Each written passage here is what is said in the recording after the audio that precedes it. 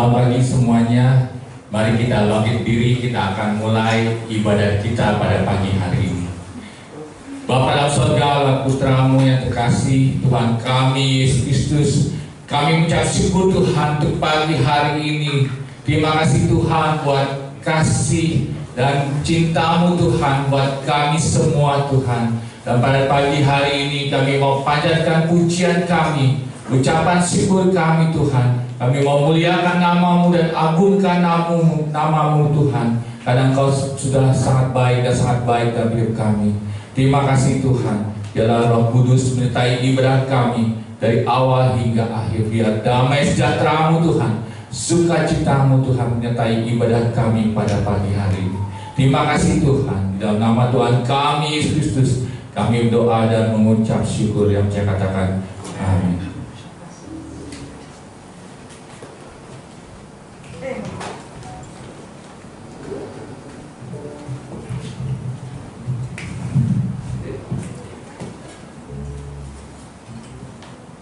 Shalom sedang jemaat Tuhan.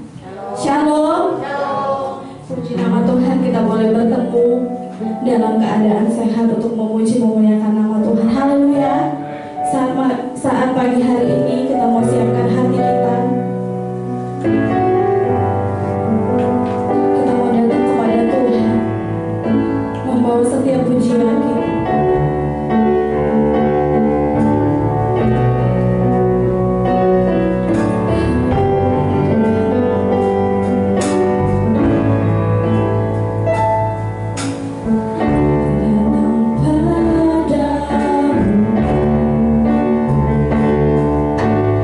Padamu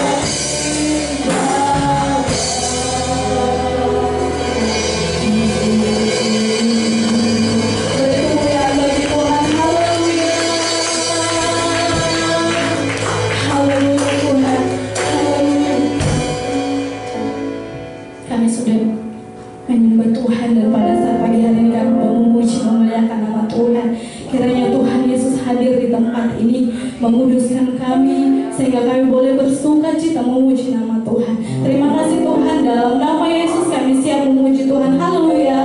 Sama-sama kita katakan amin. Puji nama Tuhan. Kita mau bersuka cita hari ini buat Tuhan.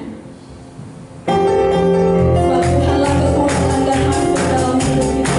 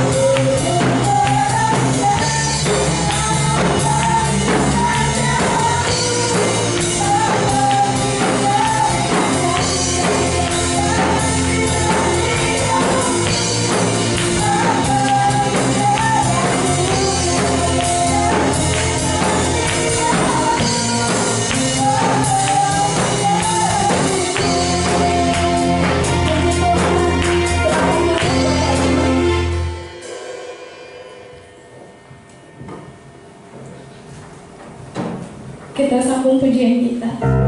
Aku ingin selalu berada di hadirat Tuhan.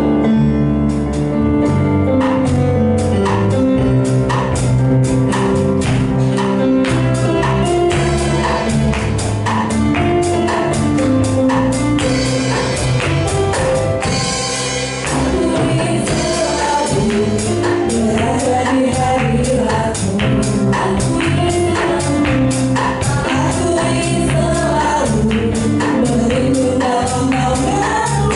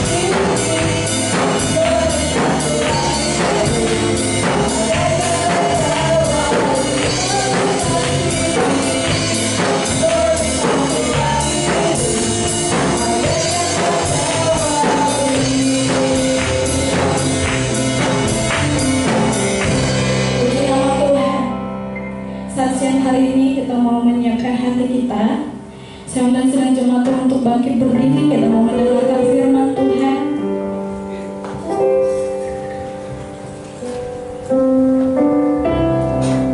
Sungguh indah yang Tuhan lakukan dalam setiap hidup kita. Semua yang Dia lakukan adalah yang terbaik dalam setiap hidup kita. Terima kasih Tuhan.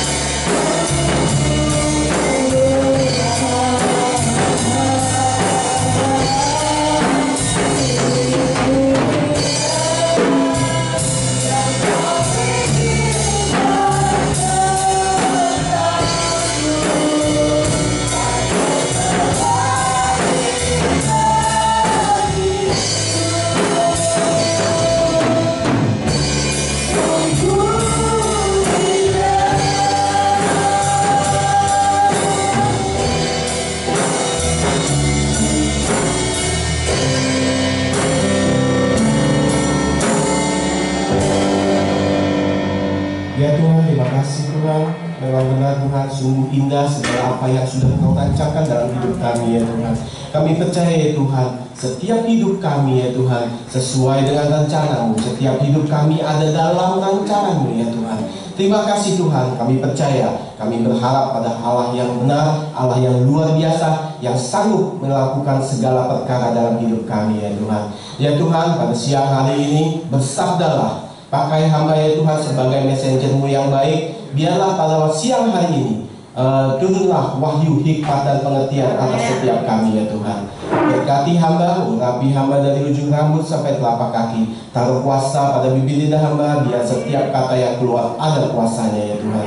Terima kasih Tuhan, hamba percaya setiap kami setelah mendengarkan firman-Mu, setiap kami pulang melakukan firman-Mu, kami adalah menjadi orang-orang yang berbeda.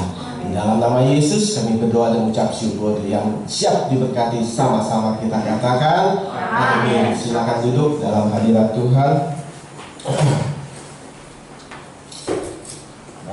Saya mengucap syukur, terima kasih buat kesempatan yang diberikan kepada saya. Firman Tuhan hari ini,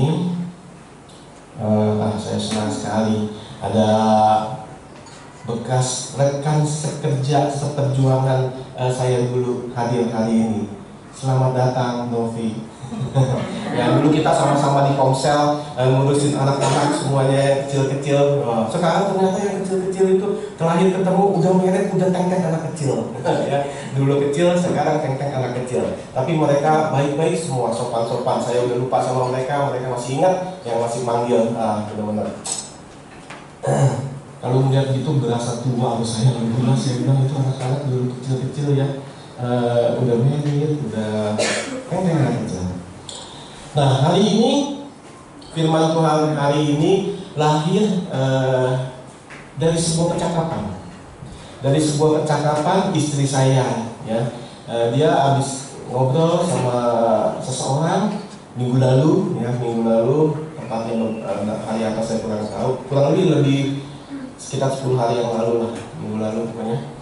Nah, mereka ternyata bicara soal anak masing-masing, ya, bicara soal anak masing-masing. Eva cerita bahwa bahwa orang itu berkata, katanya bicara soal anak masing-masing, lu mesti punya mimpi, ya, lu harus berani mimpi, anak lu harus berani mimpi. Si Eva bilang iya, si Clara belajar bahasa Jepang.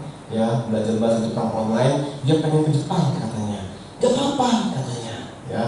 Ya itu juga yang saya bilang beberapa waktu lalu. Saya bilang Eva, karena Eva saat itu dia bilang, itu ke Jepang itu mahal katanya. Tapi mami gak punya uang katanya. Ya memang sejujurnya uang kita gak cukup ya, saat ini gak cukup untuk membiayai dia ke Jepang, untuk sekolah di Jepang, untuk bekerja. Tapi saya percaya, saya bilang tenang aja, saya bilang. Biarin aja, anak mau punya cita-cita seperti apa, kita berdoa ya. Karena saya yakin sekali, saya percaya sekali bahwa setiap anak ada rezekinya masing-masing ya. Nah, bagaimana mewujudkan mimpinya dia, itu nanti kita bisa melihat cara Tuhan. Justru disitulah saya bilang luar biasa nih, saya bakal melihat mujizat Tuhan terjadi dalam hidupnya. Mujizat Tuhan terjadi dalam keluarga saya bilang. Nggak tahu caranya bagaimana, tapi saya percaya aja gitu ya. Saya percaya aja kalau Tuhan izinkan semua itu terjadi, pasti itu akan terjadi. Nah ya, akhirnya dia berkata sama Eva, kamu biarinin, katanya, anakmu biarinin harus punya mimpi yang tinggi, mimpi yang besar. Lalu saya tiba-tiba ingat, oh iya, Tuhan tuh pernah ngomong sama saya, kamu itu nggak berani mimpi, kamu harus berani mimpi, katanya. Nah saat itu saya juga bingung, apa yang mimpi itu? Memang saya itu orangnya jarang mimpi, ya, jarang mimpi. Di sini ada yang nggak pernah mimpi? Boleh angkat tangan? Sering. Ya, oh sering Pak Yanto, ya. Yang sering mimpi? Lah, ya, yang nggak pernah mimpi nggak angkat tangan, yang sering mimpi cuma beberapa. Ya. Coba sekali lagi, yang sering mimpi, ya, jangan bunuh mimpimu. Ya. Kalau saudara ingat, di Alkitab ada sebuah kisah, ya, yang bernama Yusuf. Dia itu jadi raja bermula dari apa? Dari mimpi. Apa mimpi Yusuf? Nah, kita lihat di Kejadian 37 ayat 5.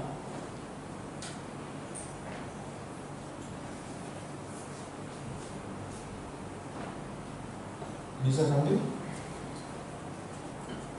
Oh, bisa. Kejadian 37 mengenai Yusuf. Kejadian 37 ayat 5. Pada suatu kali bermimpilah Yusuf, lalu mimpinya itu diceritakannya kepada saudara-saudaranya, sebab itulah mereka lebih benci lagi kepadanya. Loh, ya, orang mimpinya dibenci sama saudaranya. Mimpinya apa? Masalahnya mimpinya nggak baik buat saudara-saudaranya. Yusuf bermimpi bahwa berkas-berkas gandumnya itu berdiri tegak. Ya, suatu hari dia bermimpi berkas-berkas gandum milik Yusuf itu berdiri tegak, sementara berkas-berkas gandum ayahnya dan saudara-saudaranya itu sujud menyembah dia. Wah, itu kakaknya mulai nggak senang. Ya, soalnya notabene saudara-saudaranya itu adalah kakaknya. Ya, semuanya sebagian besar itu kakaknya. Jadi kakaknya merasa, aduh ini anaknya kurang ajar banget, ya, mau minta dihormati. Nah akhirnya bahkan ayahnya, ya, bahkan Yakub pun menegur Yusuf. Yusuf, gimana sih kamu? Masa kamu ayah dan ibu harus sujud menyembah kepadamu?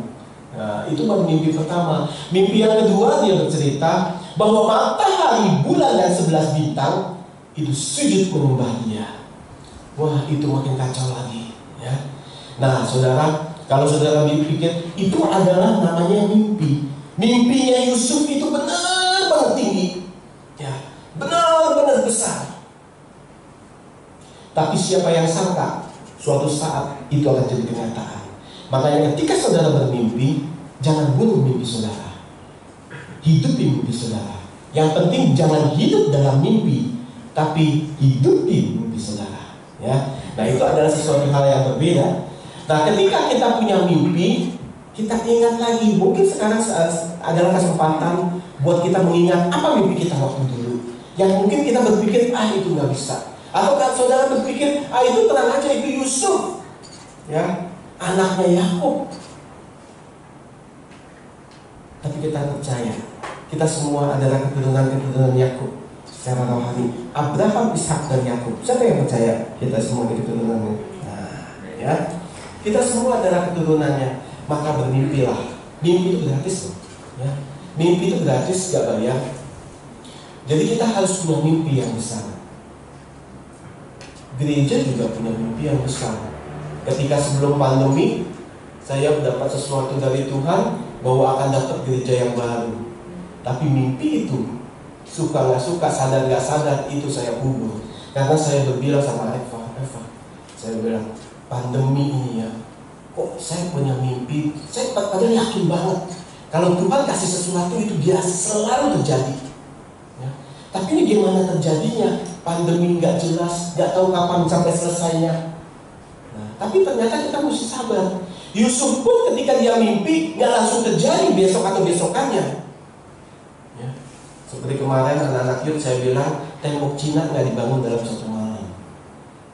Benar kan? Nah, tembok Cina aja dibangun butuh waktu. Ya, piramid juga butuh waktu untuk membangunnya.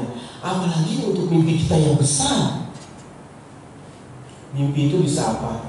Bisa soal pekerjaan, soal bisnis, soal keluarga, soal jodoh. Ya, boleh mimpi. Ya, yang belum punya jodoh, bermimpilah punya jodoh. Asal jangan setiap hari kesem-sem. Ya, setiap hari mimpinya itu mimpi karena kesem-sem, kedapet cewek, kena di mall jalan-jalan ketemu cewek sampai ke bawah mimpi gitu ya. Nah, itu adalah hal yang biasa, tapi sewaktu kita hidup di mimpi itu, percayalah semua itu pasti akan terjadi. Nah, ada 3 hal yang menyebabkan banyak orang takut untuk bermimpi. Yang pertama adalah usia. Ya. Ketika kita punya mimpi yang besar akan usaha kita, akan bisnis kita, akan pekerjaan kita, nah kita lalu akan berpikir, aduh, umur saya udah sekian, apa bisa? Apa mungkin saya bisa maju lagi? Apa mungkin di kantor saya bisa maju lagi? Kalau saudara bekerja di sebuah kantor, terkadang kan kantor itu ada yang sebuah kantor milik perusahaan. Ya. Jadi dari direktur keuangan, direktur marketing, apa semuanya itu keluarga biasanya. Nah, lalu saudara berpikir, apa iya saya bisa jadi sukses? Buka pandangan saudara. Saudara kan nggak mungkin kerja di situ terus, ya kan? Suatu saat bisa aja Tuhan pakai saudara untuk kerja di tempat yang itu, di tempat sebuah lembah yang namanya mungkin saudara berpikir, aduh itu kerja di situ bagaikan sebuah lembah yang gak enak banget, yang kering. Saya setiap hari diomelin, dimusuhin sama bos. Tapi itu namanya belajar. Tuhan kasih kita tempat di situ untuk belajar, supaya suatu hari kelak kita bisa punya sebuah perusahaan sendiri, ya kan? Amin. Kok nggak ada amin? Yang kerja mana nih? Ya, ketika kita kerja, imani, punyalah mimpi yang besar. Asyong suatu saat, siapa sangka bisa punya pabrik cat? Ya, kan nggak mungkin Asyong kerja terus. Kalau Tuhan mau, itu semua bisa terjadi. Tapi tentu dengan usaha kita juga. Jadi bermimpilah, Syong. Mulai sekarang mimpi Syong punya pabrik cat, Syong. Ya, nah nanti saudara bisa pesan sama Asyong. Pesannya udah susah, biasanya nggak ke direktur. Oh iya, nanti pesan ke anak buah saya. Kan keren, ya kan? Yang penting pesan saya kalau udah berhasil jangan sombong, ya. Nah, apalagi mata sombong. Nah, kita bilang Tuhan paling benci sama mata sombong. Nah, yang kedua, apa yang menyebabkan orang takut untuk bermimpi? Sumber, asal usul. Seseorang mungkin kalau punya jodoh, kalau orang bilang, padahal pendeta udah nubuatin saudara yang belum punya jodoh, yang masih single, kalau jombloan-jomblowati gitu ya, engkau akan punya seorang pasangan. Kalau yang cewek, engkau akan punya pasangan yang ganteng, engkau akan punya pasangan yang cantik. Tapi lalu saudara, yang pertama sih amin. Begitu saudara nyadar, saudara mandi, saudara ngaca, nyisir, kayaknya tampang gue minus, kayaknya tampang gue pas-pasan. Apa mungkin gue bisa dapat itu semua? Itu namanya takaran, ya. Asal usul, udah pas-pasan, kantong pas-pasan, kendaraan pas-pasan. Apa yang mungkin saya bisa punya jodoh yang wow, gitu ya. Saya beberapa kali lihat teman-temannya Koyanto, cantik-cantik loh, ya, cantik-cantik. Koyanto teruslah bermimpi, ya, sampai mimpi itu jadi kenyataan. Ya, mimpi itu gratis, loh. Jangan ketawa, ya, percaya aja, ya. Nah, yang ketiga, kenapa orang itu takut untuk bermimpi? Keyakinan. Karena dia nggak yakin di dalam diri dia. Apa bisa semua itu terjadi dalam hidup saya? Begitu saudara dengar hari ini, ya Yusuf, iya bisa. Dia orang yang keluarganya diberkati Tuhan. Keturunan Abraham, Ishak dan Yakub. Yang Alkitab bilang itu notabene lama-lama adalah keturunannya Yesus. Tapi saya ini siapa? Orang tua saya bukan siapa-siapa. Cuma pedagang kecil yang nggak begitu sukses, nggak begitu berhasil. Rumahnya juga masih kontrak. Saya punya kendaraan juga nyicilnya belum lunas. Punya tampang pas-pasan. Atau pekerjaan, saya cuma lulusan SD, saya cuma lulusan SMP. Bagaimana saya bisa punya sebuah mobil? Bagaimana saya bisa punya rumah yang besar? Jangan pernah kecilkan Tuhan saudara, ya. Tuhan selalu berjanji Dia akan memberkati saudara dan saya. Ya, orang yang selalu berharap kepadanya, itu yang akan diberkati sepertinya. Teruslah berharap kepada Tuhan, jangan kepada yang lain. Nah, yang ketiga, yang berikutnya. Nah, itu tadi ada orang-orang penyebab orang yang sulit atau takut untuk bermimpi. Tapi ada juga orang-orang yang berani untuk bermimpi. Salah satunya adalah anak-anak. Ya. Anak-anak tuh berani bermimpi. Contohnya, ada kadang-kadang seorang anak bermimpi waktu dia tidur, pagi-pagi dia cerita sama mamanya. Mimpi, semalam aku mimpi naik pesawat, aku mimpi jadi pilot. Terus mamanya bilang, oh, itu artinya kamu akan jadi pilot. Saya tanya sama saudara, reaksinya itu anak apa? Hah? Kaget? Loh enggak, anak-anak udah begitu responnya. Semangat, lebih dari itu. Kalau saudara perhatikan, kalau anak-anak, saudara lihat di iklan deh, ya di iklan kan banyak anak kecil banyak susu, banyak susu kan. Nah begitu dia punya mimpi, dia mimpi naik pesawat atau dia mimpi jadi pilot, dia cerita ke mamanya, oh itu artinya kamu akan jadi pilot. Reaksinya apa? Oh dia akan lari-lari, dia terbang, katanya, aku akan jadi pilot. Itu yang namanya ketika Tuhan Yesus bilang, berdoalah seperti engkau sudah mendapatkannya. Kalau anak kecil saudara perhatiin, ya, ketika dia minta sama saudara, Papa, minta sepeda dong. Terus saudara janji apa? Ya, nanti kenaikan kelas papi beliin. Apa reaksinya? Oh yaudah deh. Atau dia macam enggak? Hore, gitu ya. Hore, asik, aku nanti punya sepeda. Terus dia akan cerita ke teman-temannya, dia akan cerita ke siapa aja, ke tetangganya semua. Oh, aku akan dibeli sepeda. Artinya apa? Dia belum dapat itu barang,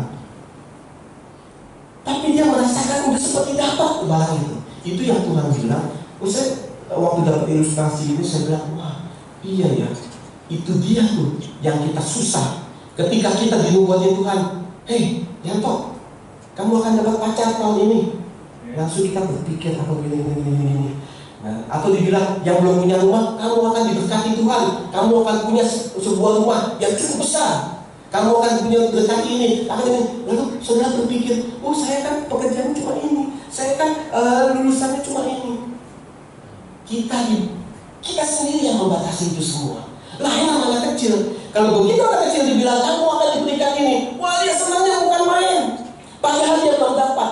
Itu yang namanya Tuhan bilang, ketika engkau meminta, yakini bahwa kau sudah menerimanya. Itu anak seperti sudah menerima loh. Dia terbang, asik, saya akan jadi pilot. Padahal dia tetap anak kecil. Jadi pilotnya mungkin 80 tahun kemudian. Tapi saat itu, ya, di alam bawah sadar dia sudah amin, dia jadi pilot. Itu yang buat cita-cita orang bisa terjadi. Itu yang buat permintaan seseorang bisa dikabulkan Tuhan.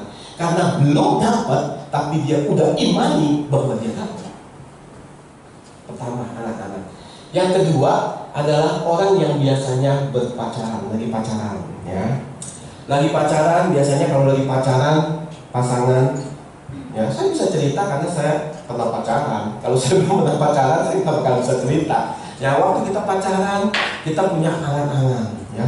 Nanti ini begitu lihat kita pergi ke kondangan temen, ke kondangan saudara gitu ya, kita langsung berangan-angan. Nanti ini bagus ya tempatnya ya. Nanti kita married di sini nih, gitu ya. Nanti pakai hiasan ini nih, bunganya yang fresh flower, yang banyak sekali. Terus ada, kalau Eva punya cita-cita tuh, punya ada pakai lampu-lampu, belakangnya layarnya hitam, pakai lampu-lampu supaya seperti ada bintang-bintang. Orang yang pacaran punya banyak mimpi. Rika punya banyak mimpi, ya. Kalau nggak punya mimpi, mulai dari sekarang punya mimpi, ya. Kalau yang belum punya jodoh, mulai dari sekarang bermimpilah, jangan bunuh mimpinya. Nah, biasanya orang punya mimpi, saya mau di hotel ini, walaupun sebagian orang terutama si prianya, begitu punya kenyataan, begitu waktu dia selidiki, dia berdua datang ke ke tempat hotel itu, ke apa ya biasanya, ke tempat yang ngurus-ngurusnya lah gitu ya, administrasinya. Begitu dia lihat daftarnya, dia lihat harganya, hatinya tertekan, jantungnya mencopot tuh saudara. Ya. Ada yang pernah ngerasain nggak? Ya. Pertama sih kita pengen punya mobil ini, nanti mobilnya ya kalau merek mobilnya ini, yang paling baru, yang paling bagus, gitu ya. Pakai gaunnya yang begini, segala macam begini. Tapi begitu lihat daftar harganya, tangan gemeter kayaknya. Aduh gila, itu mahal banget, gitu ya. Nah, tapi itu kan cuma sebagian. Ada sebagian lagi yang berkata, saya memang sekarang nggak punya uang, tapi kalau Tuhan saya izinkan, semua itu akan terjadi. Nah, itulah yang harus kita punya, ya kan? Yang ketiga sebetulnya selain dari anak-anak dan orang yang sedang berpacaran, ini yang disebut anak-anak Tuhan. Ya, orang yang harus berani bermimpi adalah saudara dan saya. Anak-anak Tuhan yang notabene adalah pencipta langit dan bumi. Dia punya segala isinya. Ya, dia adalah Allah yang selalu mencukupkan saudara dan saya. Jehovah Jireh, dia pasti mencukupkan apa yang saudara butuhkan, apa yang saudara inginkan, apa yang saudara perlukan, pasti dicukupkan sama Tuhan. Nah, ketika kita cuma punya cita-cita, ya nanti kita merit ya asal-asal aja lah, makan di warteg boleh, gitu ya. Tuhan juga bingung, ini anak siapa ya, katanya. Kok cita-citanya kecil sekali? Punyalah cita-cita yang besar. Ya walaupun saudara nggak pesta, bisa juga saya honeymoon aja, honeymoon saya keliling dunia. Nah, itu kan juga harus punya mimpi yang besar, gitu, ya. Secara anak-anak muda, anak umur 30-an yang baru married itu, untuk keliling dunia itu butuh uang besar. Nah, itu butuh sebuah mimpi, butuh sebuah doa. Kalau saya bilang adalah suatu kenikmatan ketika kita nggak punya apa-apa, ketika kita nggak punya uang yang cukup banyak. Jadi kita berdua bisa berdoa, doa puasa, supaya semuanya dilancarkan Tuhan, supaya biaya-biayanya itu dicukupkan. Lain kalau yang orang punya banyak uang yang luar biasa, yang konglomerat, dia mau apa, dia tinggal bilang sama orang tuanya, tinggal beli. Mau ini di hotel ini, tinggal pesen. Nih rencananya ada 2.000 orang, kurang, teman papi banyak 3.000 orang. Itu beda, ya, semuanya tersedia. Tapi tantangannya ada. Tantangannya tetap ada, beda-beda setiap orang. Kalau yang orang pas-pasan hidupnya, uangnya pas-pasan, tantangannya biasanya berdoa. Ya, berdoa supaya Tuhan kasih berkat lebih. Tapi kalau yang uangnya udah cukup banyak, biasanya berantem. Karena egonya masing-masing juga punya masing-masing kemauan. Yang satu mau di hotel A, yang satu mau di hotel B, yang satu mau pakai bajunya A, yang satu mau pakai bajunya B. Nah, itu beda-beda. Setiap orang punya tantangan masing-masing. Yang penting bagaimana cara menyatukannya. Ya. Ketika kita saling menyatukan, kita saling kompromi. Satu hal yang penting, ya, ketika kita berpacaran, ketika kita mau menikah, pastikan kalau jodoh yang dari Tuhan, pertama, itu nggak pernah menjauhkan kita dari Tuhan, akan lebih mendekatkan kita kepada Tuhan. Itu cirinya. Yang kedua, dia tidak akan pernah menjauhkan saudara dari keluarga saudara. Dia akan mendekatkan saudara kepada keluarga saudara. Nggak ada tuh pasangan yang akan menjauhkan. Ketiga, pelayanan kita akan terus semakin bertambah. Hubungan kita dengan sesama akan semakin harmonis, akan semakin baik dengan teman-teman dan yang lainnya. Akan saling mendukung, akan saling membantu, akan saling support. Nah, itu akan luar biasa, ya. Nah, oke. Saya nggak bicara soal jodoh. Nah, saya bicara soal mimpi. Nah, itu tadi ciri-ciri orang bermimpi. Mimpi yang paling penting dasarnya harus seperti apa? Nah, saya waktu kemarin saya sudah bilang, Clara, kamu perhatikan khotbah papi hari ini, karena ini juga akan berguna buat kamu. Ya, sebetulnya saya juga berguna. Firman Tuhan ini akan memberkati saudara semua. Selain memberkati saudara, tentunya dia akan memberkati saya sebagai pemberita firman. Nah, saya mau keluarga saya juga diberkati. Saya juga mau supaya Clara mendengarkan firman ini hidupnya pasti akan berubah. Nah, ketika dia punya mimpi, dia ingin jalan-jalan ke Jepang, ya, dia akhirnya memberanikan diri. Dia punya mimpi yang menurut saya tinggi, gitu ya. Saya pun nggak pernah bermimpi kalau mau ke Jepang. Jepang itu cukup mahal, betul ya, ya? Mahal apa-apa. Mie ayam aja mahal. Di sini mie ayam 12.000 masih dapat. Di sana mah mie ayam mungkin 100.000 kali, ya. Mie ayam loh. Kalau di Cina murah. 1 juta bisa makan selama 1 minggu, makan mewah, gitu ya. Nah, tapi kalau di Jepang itu mahal semuanya.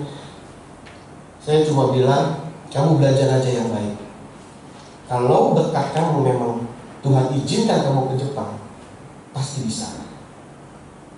Secara keuangan uang saya nggak cukup, tapi pasti bisa. Saya udah lihat sering banyak, ya, sepupu-sepupu saya yang nggak begitu punya uang, orang tuanya, bahkan dia bisa kerja di Swiss, dia bisa pulang lagi, dia bisa bawa keluarganya, bisa bawa papa-mamanya jalan-jalan, dia jadi orang top gitu ya di sebuah perusahaan besar sekarang, di sebuah grup.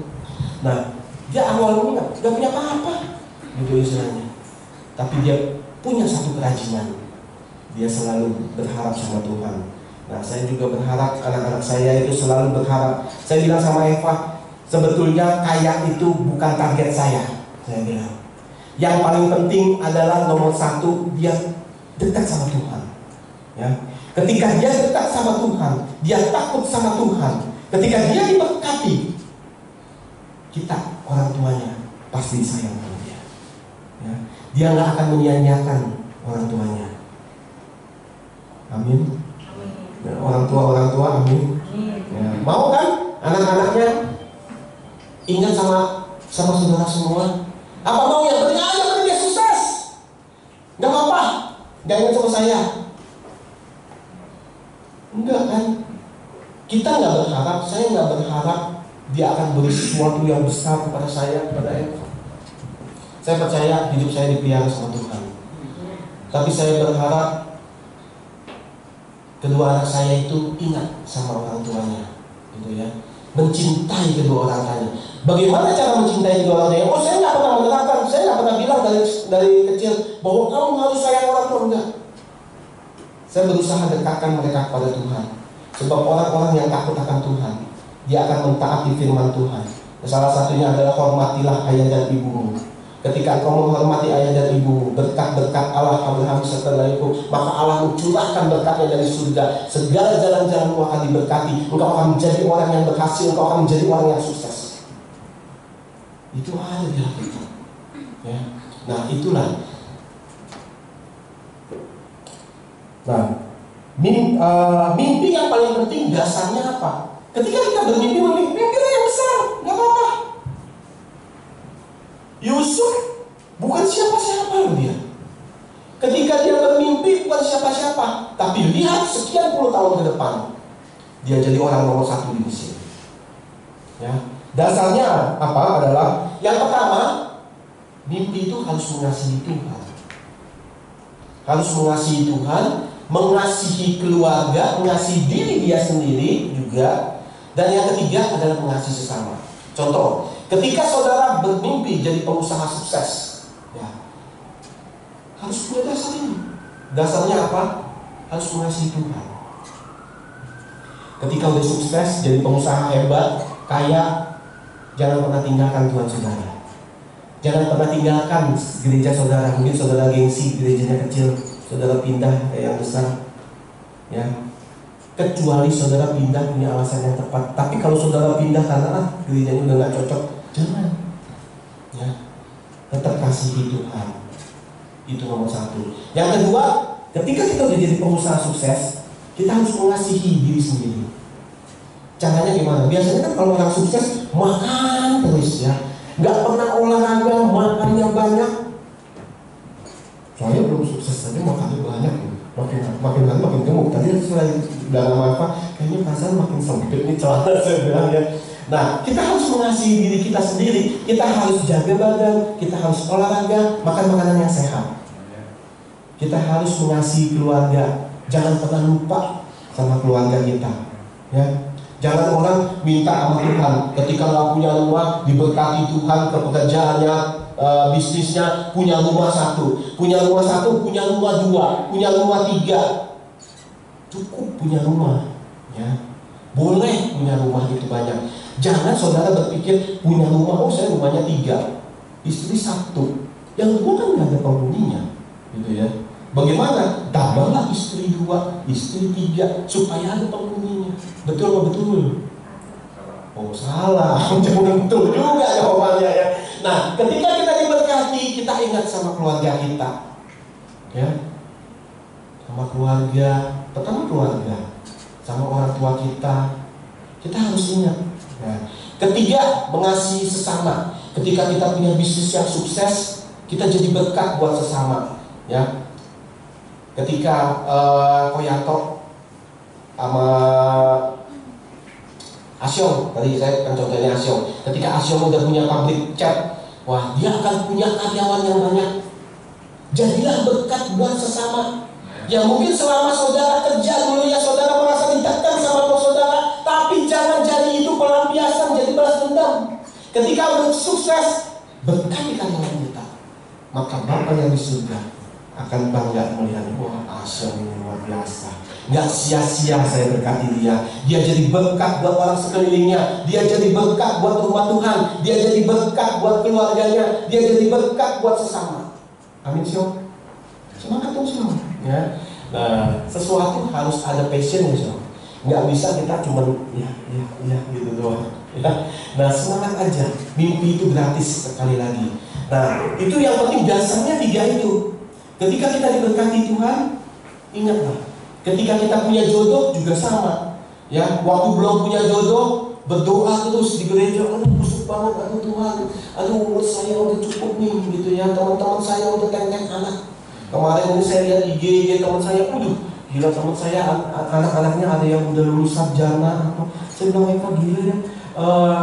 Dia kayaknya dia kecepatan kita kelamaan ya, saya bilang ya. Nah ada yang udah sarjana, saya bilang enak banget hidupnya. Ada yang udah kerja. Sepupu saya cuma beda setahun, anaknya udah kerja di Sinar Masjid, gitu ya. Nah itu udah enak banget. Nah tapi itulah hidup, ya, itulah hidup. Nah kalau yang tadi punya jodoh, misalkan ketika kita punya jodoh, kita yang penting jangan lupa sama Tuhan, tetap mengasihi Tuhan, tetap cinta keluarga, tetap sayang, tetap hormat sama orang tua, hormatilah ayah ibumu, maka jalanmu akan diberkati, ya. Jangan ditentang.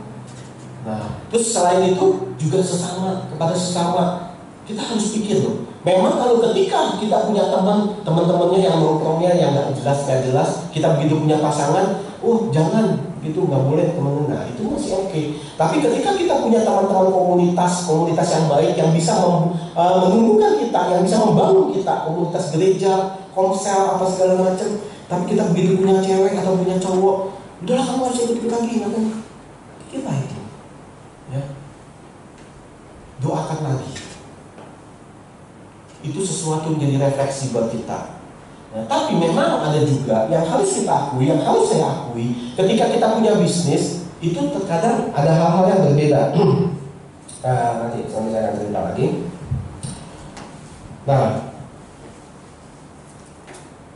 ketika kita punya mimpi yang besar, apa yang harus kita waspadai?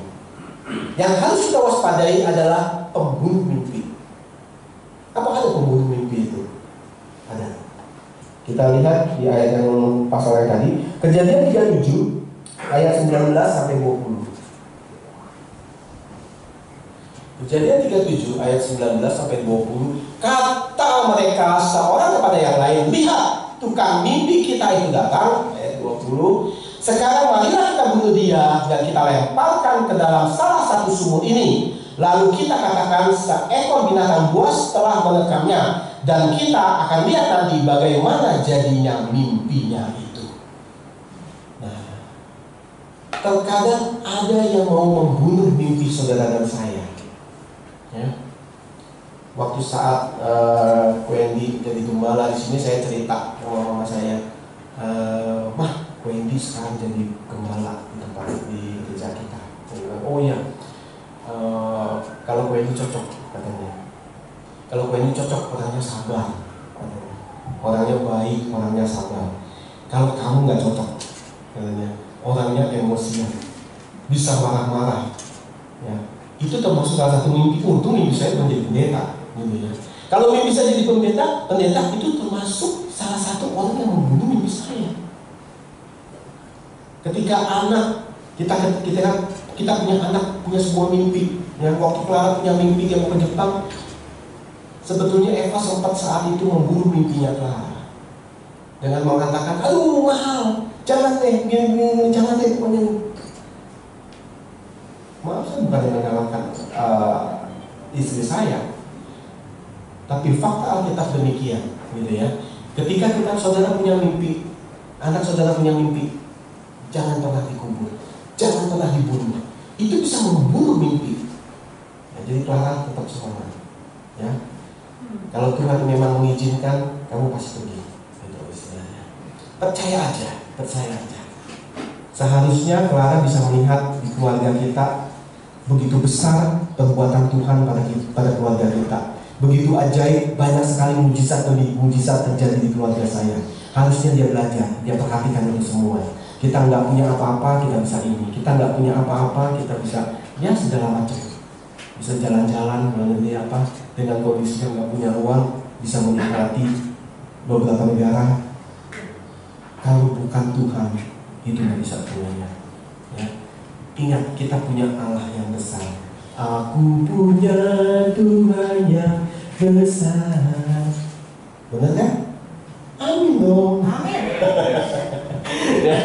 ya, ketika kita amin, ya, itu artinya apa? Di dalam roh kita yes, amin, setuju, kita sepakat sama apa yang dikatakan seorang hambanya.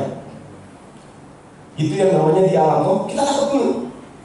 Kejadiannya entah kapan, tapi kita imani yes, suatu saat saja. Begitu juga dengan waktu jalan-jalan. Kan saya udah pernah kasih kesaksian, saya nggak punya uang, tapi saya kepengen dia jalan-jalan. Saudara-saudara saya di keluarga besar mama saya itu setahun sekali, paling dikit setahun sekali mereka keluar negeri. Cuma saya nggak pernah. Akhirnya suatu saat saya berdoa, saya bilang saya mendoakan mereka. Walaupun saya nggak pergi, saya selalu mendoakan mereka supaya mereka selamat jalannya, supaya mereka senang. Suatu saat berdoa, aduh Tuhan saya kepengen deh. Begitu Tuhan bilang, ya siap-siap kamu akan pergi. Yes, amin. Kita harus sepakat dulu, harus percaya aja. Caranya gimana? Ada aja caranya. Bener aja. Saya bisa pergi dikasih uang buat tiket, buat akomodasi, bahkan uang saku saya dikasih. Itu ajaib luar biasa. Cuma Tuhan yang bisa bikin itu semua. Amin. Nah, kembali lagi soal pembunuh mimpi. Contoh pembunuh mimpi itu apa? Kegagalan, salah satunya. Salah satunya ketika pacaran pertama gagal, ya. Ketika nonton bioskop jadi putus, gitu ya. Jadi takut nonton bioskop. Jangan. Apa salahnya itu bioskop? Tapi kalau sekarang jangan, lagi pandemi, ya. Tapi jangan pernah takut untuk melakukan yang kedua. Ketika kita punya pacar, aduh dia pernah menyakiti saya, entah ketiga begitu lagi, keempat begitu lagi.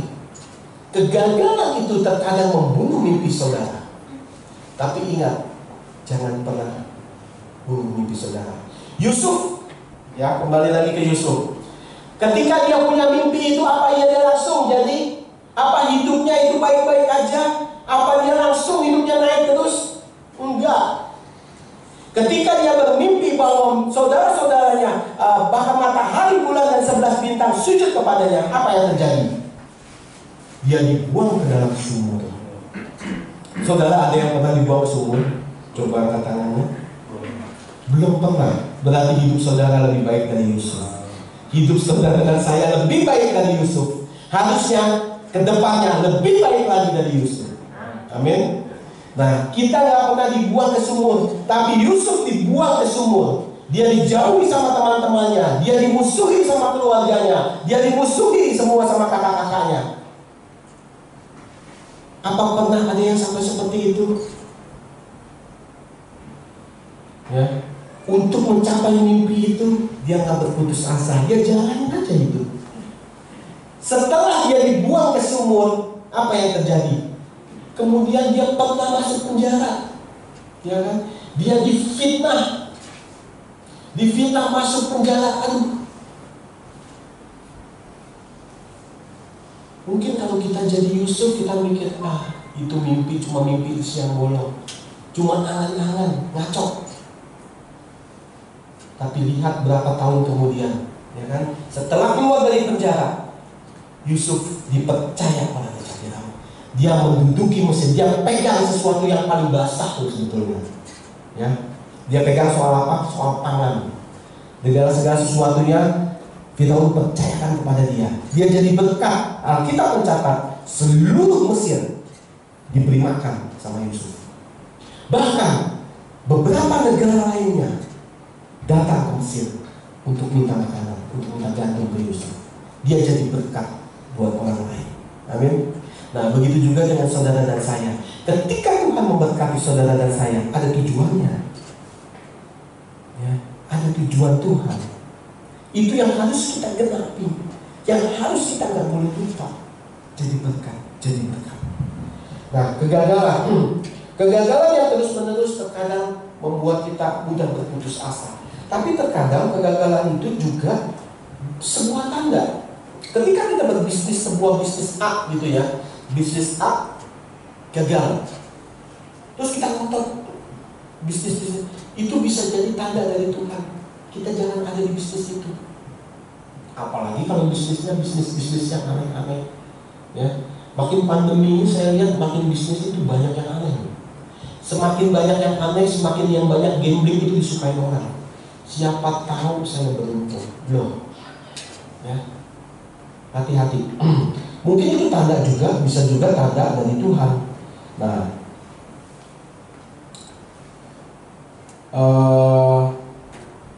selain kegagalan, terkadang apa yang bisa membuat kita gak sabar, mimpi itu gak bisa jadi kenyataan? Waktu. Kita gak sabar, ya. Kita gak sabar. Wah, itu tanda apa dia? Tanda untuk waktu saya selesai. Ya. Nah, waktu. Terkadang kita gak sabar, maunya kita kan cepat. Sekali lagi saya cerita tadi Yusuf, waktunya itu butuh waktu, mungkin beberapa tahun. Ya. Ketika saya punya sebuah mimpi dari Tuhan bahwa kita akan punya gereja baru, saya maunya cepat-cepat, setahun. Saya bahkan menargetkan Tuhan tahun depan ya Tuhan, gitu ya. Tahun depan, ternyata kan nggak bisa. Ternyata saya pelajari banyak gereja-gereja yang besar itu butuh waktu. Ada yang 10 tahun, ada yang 20 tahun. Sabar. Yang penting kita sabar. Kita terus doakan Bapak Gembala kita, Ibu Gembala kita, supaya makin hari makin mendekati Tuhan, makin punya hikmat, makin punya, kan kita bilang rahmatnya baru setiap hari, gitu ya. Nah, biar itu terjadi setiap hari, dapat pewahyuan, dapat rahmat. Nah, percayalah, kalau udah tiba waktunya pasti Tuhan kasih, ya. Jangan sampai ada yang seperti tadi yang saya bilang kan, ada orang yang berusaha membunuh mimpi. Kalau saudara belum tahu, sebetulnya ada seorang mantan jemaat di sini ya, dia bicara, kebetulan dia ternyata kenal sama papa saya. Dia bilang, itu Besanu gerejanya nggak bakal maju, dia bilang, karena dia ada di dalam gang, dia harus keluar. Benar ya? Secara akal saya bilang itu benar. Tapi tenang, ya. Dalam hati saya, justru di sini saya akan lihat mujizat. Kalau ketika orang punya banyak uang, ya, Bapak Gembalanya punya banyak uang, ada hal yang mudah pindah ke depan. Tinggal cari tanah 10-20 M, bangun gereja, gede, gitu ya. Tapi ketika kita semua dengan keterbatasan kita nggak punya rapat. Ketika Tuhan bilang, engkau akan punya sebuah gereja yang lebih besar dari ini, dari situ saudara dan saya akan lihat mujizat Tuhan. Amin. Nah, dari situ kita akan melihat kebesaran Tuhan. Tuhan mau tunjukin bahwa akulah yang buat itu semua, bukan engkau manusia. Nah, itu semua yang luar biasa yang kita akan melihat. Bilang kiri kanan, kita akan lihat mujizat Tuhan. Kurang yakin kayaknya. Kita akan melihat mujizat Tuhan. Nah, itu baru yakin ya. Emang menyentuh, memang biasa. Nah, kita yang penting sekali lagi apa? Sabar. Ya, tunggu waktunya Tuhan. Makanya ada lagunya. Waktu Tuhan Nah, ya, pasti yang terbaik, bukan waktu kita.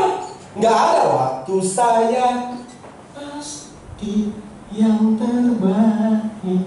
Kan nggak mungkin, bukan waktu saya. Waktu Tuhan adalah yang terbaik. Yang penting kita berharap, percaya aja. Nah, selain itu, ketika kita dapat mimpi, yang penting, ya, seperti untuk Clara, yang penting terus berusaha. Ya, saya bilang, Clara, kamu les Jepang, kan dia suka infoin ke saya, lagi ada promo nih, lagi ada promo. Saya ngerti maksudnya, dia pengen cepet-cepet gitu ya. Dia memang orangnya ulet. Ketika dia belajar online bahasa Jepang, wah semuanya dirubah gitu. Saya bilang itu sebuah iman. Saya melihat sebuah iman. Di handphone dia tulisannya saya nggak ngerti sekarang, saudara. Gitu ya, aplikasinya tuh sempat semua tulisannya Jepang. Terus kalau alarm, ya, karena kita tidur sekarang bareng untuk hemat AC gitu ya, kita tidur satu berempat, saya di kasur lagi. Nah, itu kalau jam 5 gitu ya, saya apa ini bahasanya? Ini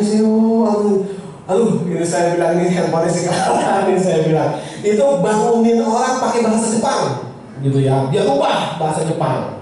Terus di laptopnya juga begitu, kalau dicolok segala sesuatu, kita colok mouse atau apa, keluar suara bahasa Jepang. Pertama saya orang yang begitu, siapa? Papi katanya itu Cicek Clara, dia lomba katanya pakai bahasa Jepang. Oh, saya bilang itu dia menghidupi mimpinya. Ya, itu salah satu cara menghidupi supaya kita selalu ingat sama mimpi kita, supaya kita selalu dekat sama mimpi kita. Bagus. Ya, tapi saya bilang, kamu yang penting nomor 1 saat ini belajar. Les itu nomor 2. Saya bilang. Soalnya dia waktu dia bilang minta untuk kenaikan tingkat terus gitu ya, itu kebanyakan dia lagi saat-saatnya kayak kemarin ini lagi ujian. Saya bilang jangan. Begitu bayar saatnya ujian. Kamu gak usah pusing soal promo, saya bilang. Ya. Kamu jangan pusingin soal promo. Prioritas kamu sekolah. Soal belajar itu pasti nanti promo ada lagi. Saya bilang seandainya promo itu nggak ada, papi tetap lesin kamu. Jadi kamu belajar yang baik, saya bilang. Itu cuma itu yang bisa papi beri, saya bilang ya. Kamu belajar yang baik, itu yang bisa saya modalin ke anak saya. Sampai dia belajar, kita akan berusaha. Saya percaya setiap anak ada rezekinya masing-masing, ada berkatnya masing-masing. Begitu juga jika jemaat. Seorang hamba Tuhan, seorang gembala jangan pernah takut punya jemaat banyak. Ada orang yang bilang, aduh jemaat sekian aja udah pusing, 100 aja udah pusing, apalagi 1000. Saya mau kasih tahu, 1000 jemaat 1000 kasih karunia, 100 jemaat 100 kasih karunia, 1000 jemaat 1000 kasih karunia, 10.000 jemaat 10.000 kasih karunia. Jadi sebetulnya semua sama, karena bukan milik kita. Ketika kita Bapak Gembala dan Ibu Gembala mimpin sebuah gereja memang gak mudah.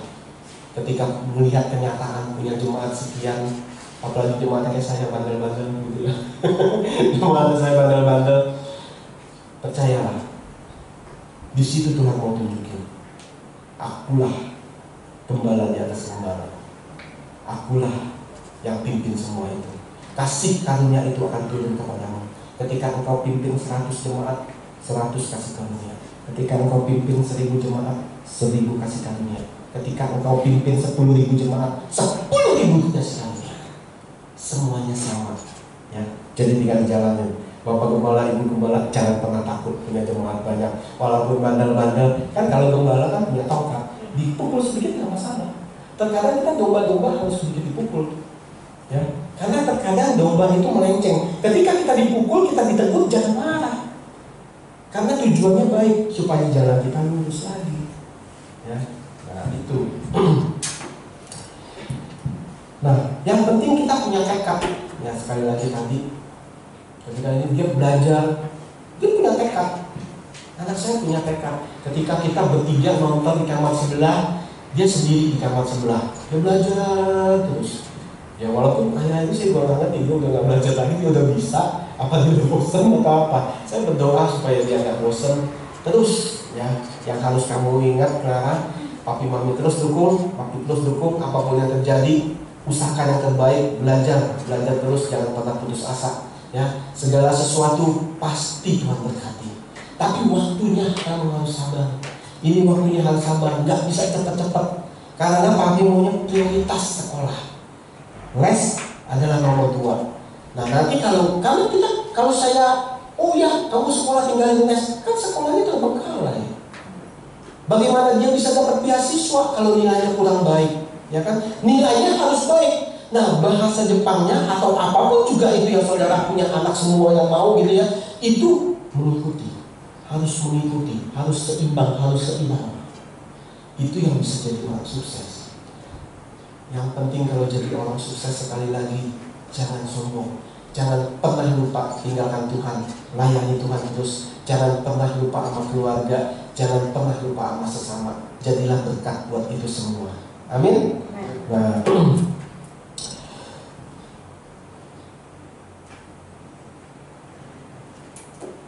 Nah, dari itu semua, percayalah, ya.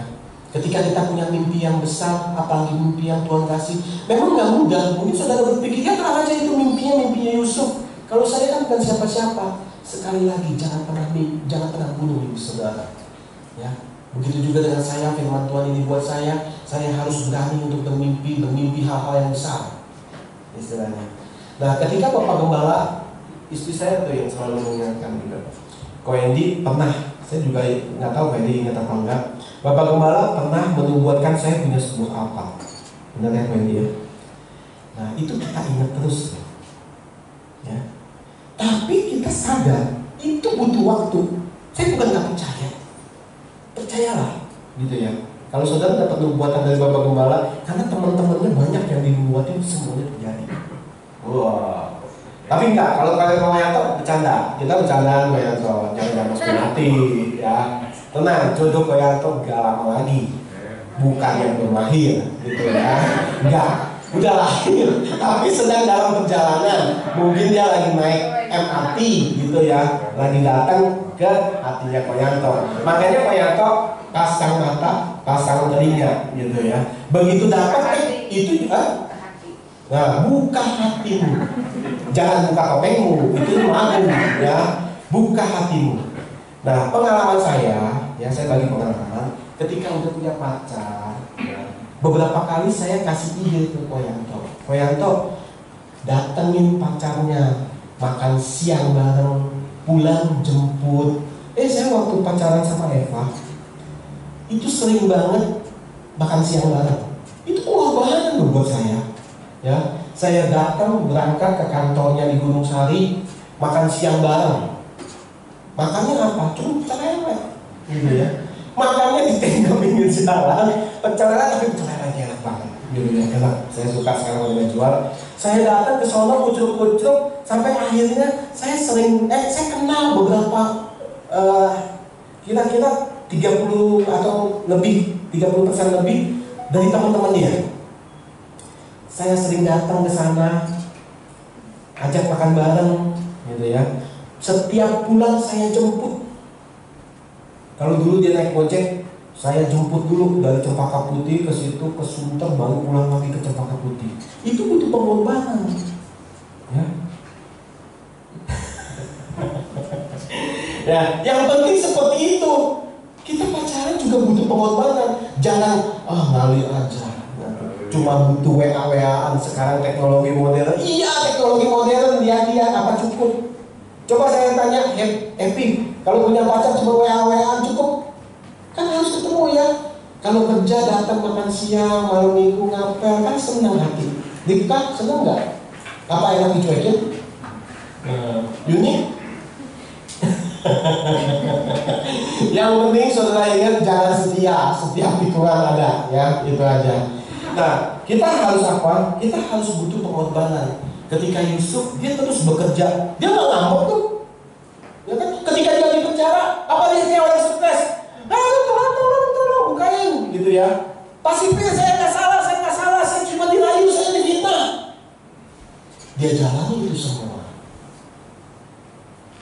Tuhan itu nggak pernah buta. Dia akan berkati anak-anaknya. Yang penting sabar gitu ya. Bilang kiri kanannya, sabar. Ya. Nah, kita lihat di Kejadian 41 ayat 41 sampai 43.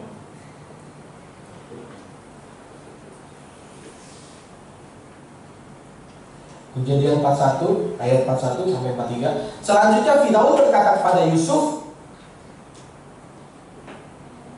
dengan ini aku melantik engkau menjadi kuasa atas seluruh tanah Mesir. Sesudah itu Firaun menanggalkan cincin metranya dari jarinya dan mengenakannya pada jari Yusuf. Dipakaikanlah kepada Yusuf pakaian daripada kain halus dan digantungkannya kalung emas pada lehernya. Lalu Firaun menyuruh menaikkan Yusuf dalam keretanya yang kedua dan berserulah orang di hadapan Yusuf. Hormat, demikian Yusuf dilantik oleh Firaun menjadi kuasa atas seluruh tanah Mesir. Nah, saudara, ingat, hidup di mimpi saudara, punyalah mimpi yang besar. Ketika kita punya mimpi, kita harus sabar karena itu ada waktunya. Jangan berburu pengen cepat-cepat. Yusuf aja juga gitu. Ketika dia punya mimpi, sekali lagi dia masuk sumur, dia dipenjara, disiksa, dijauhkan sama saudaranya. Tapi apa yang dia dapat? Satu kepercayaan yang luar biasa dari Yusuf. Nah, ketika saudara bekerja, mungkin saudara merasa tersiksa di pekerjaan saudara, mungkin saudara nggak tahan lagi, tetaplah bersyukur kepada Tuhan. Sebab Tuhan kita akan melihat, ini anaknya udah disiksa begitu aja dia selalu bersyukur. Maka mahkota kemuliaan akan disediakan untuk dia. Nah, ketika Yusuf terus sabar, dia jalani terus pekerjaannya dengan sabar, dengan baik apa yang dia peroleh, dia kepercayaan yang saudara lihat kan 41 ayat 41 sampai 43.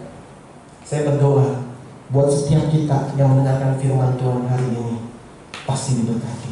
Ketika belajar, kita mau belajar untuk melakukannya. Kita mau punya mimpi, kita mau menjadi orang yang sabar. Ketika terus kita berjalan terus, kalau saudara punya bos, terus doakan bos saudara. Ketika saudara ini bekerja di mana, doakan tempat saudara.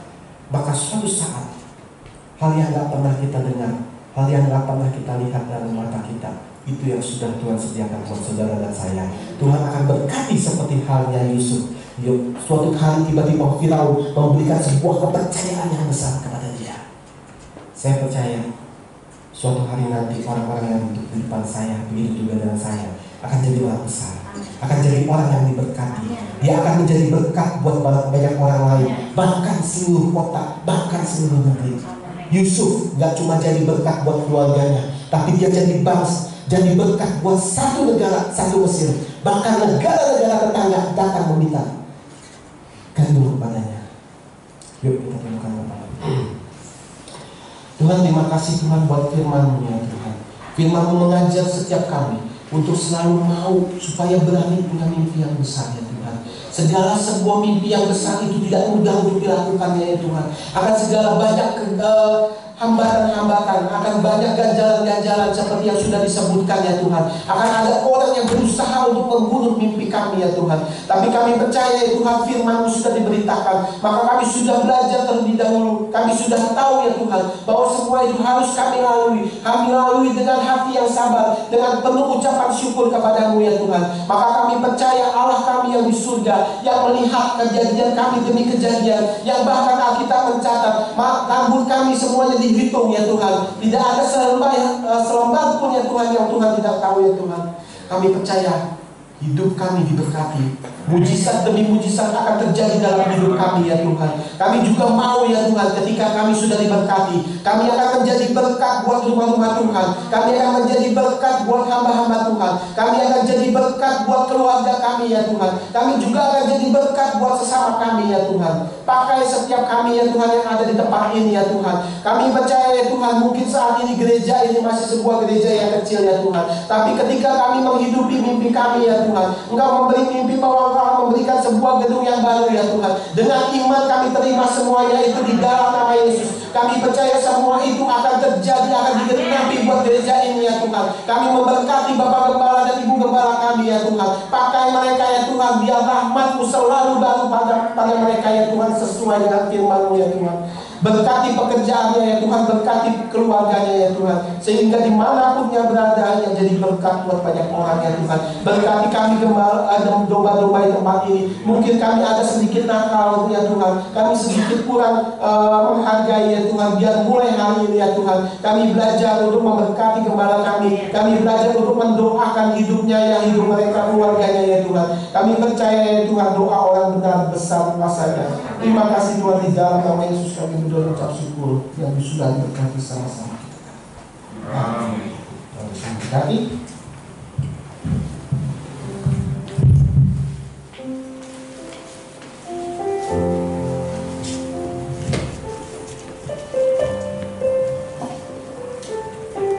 Sebentar kita mau memberikan persembahan. Petugas kolektor saya undang maju ke depan.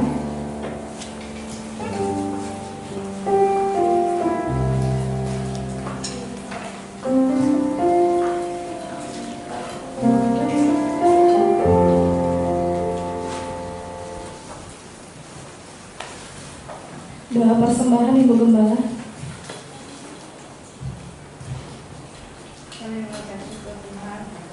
Firman Tuhan yang sudah kami dengar, biarlah firman Tuhan yang mengingatkan kembali kepada kami untuk kami bisa memohon kepada Tuhan menghidupkan mimpi kami dengan kami mendoakannya dan beriman kepada Tuhan agar mimpi kami menjadi kenyataan Tuhan.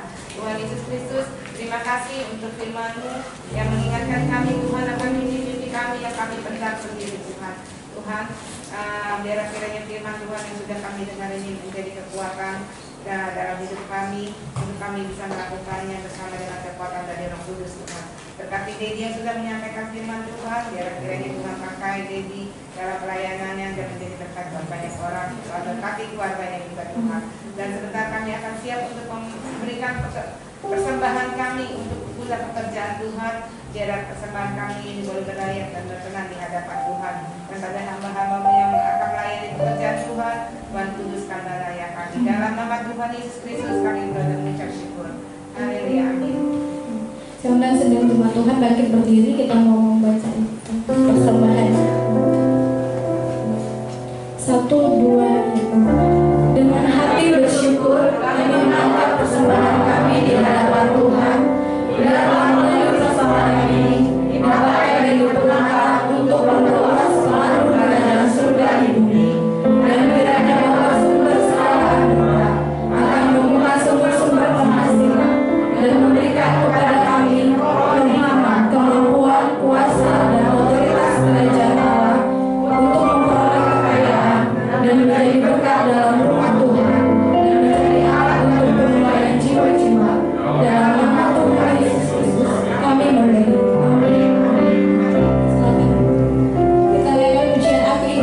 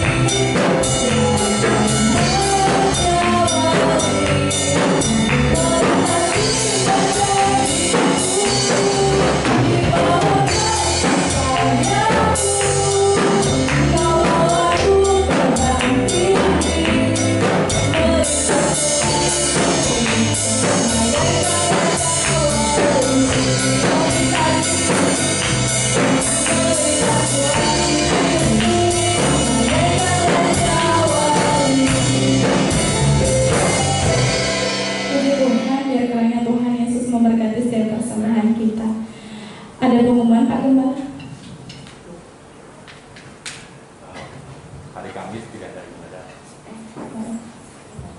Itu kenaikan. Iya, hari Minggu aja.